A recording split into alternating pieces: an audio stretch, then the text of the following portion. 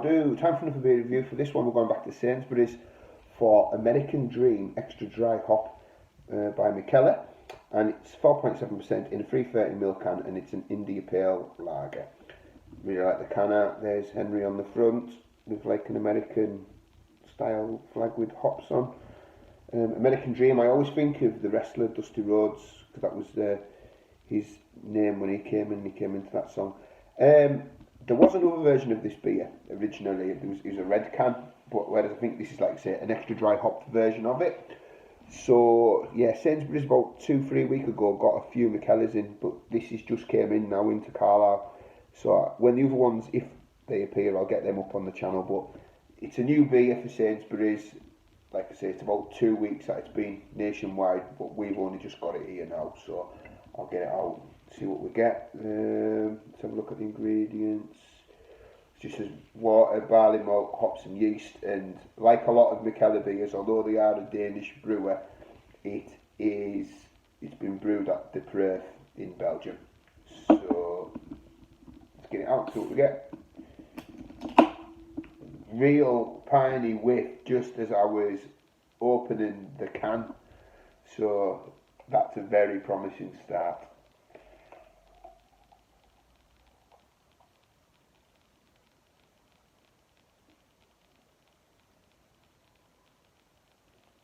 Just all in, just a little glug in the bottom of the can. So that is a very hazy orange marmalade.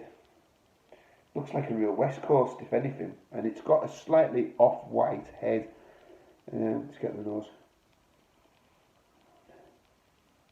Yeah, I'm getting like grapefruit, caramel, pine resin. It does kind of smell really like a West Coast American IPA. So promising. Right, let's dive in. Cheers, everybody.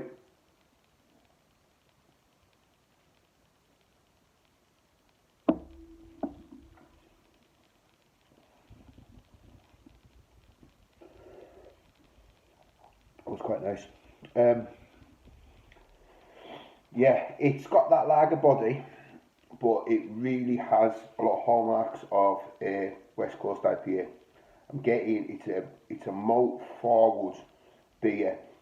There is pithy grapefruit, caramel, slight piney resin, slight bit of finish, and it just kind of, the bit of finish doesn't, it kind of tapers out in the aftertaste. But it's clean, it's crisp, it's got the body of a lager, it's just got some of the flavour profiles that I would associate with the West Coast. So yeah, a really good example of an IPL, so I like this beer. As I've had a couple of sips, the bitterness is starting to come out a bit more, like the pine bitter finish. There is a bit of grapefruit there. It is kind of refined. The malt flavour is probably the dominant flavour that's in it, but it's there. I know it's there.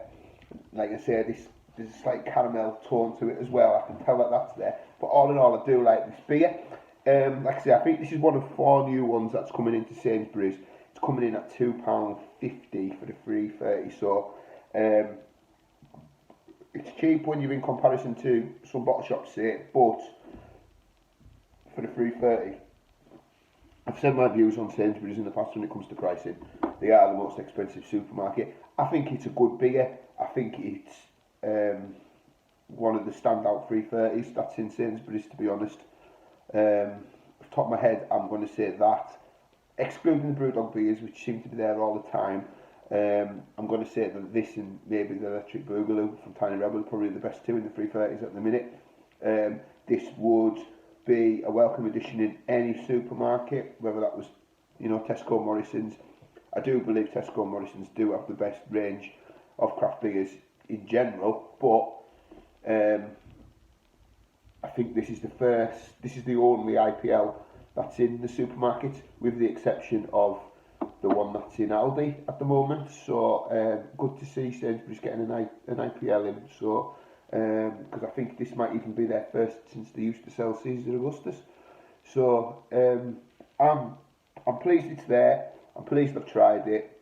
I'd recommend it. I think it's just my opinion in general is I think Sainsbury's pricing is just maybe 20-30 pence a little bit too high on their beers, but I'd recommend it, and if you see it, get it. And like I say, there's another free, I think, due in Sainsbury's, so when they pop in, I will get them reviewed if we get them. So thank you for watching, and on to the next one. Cheers.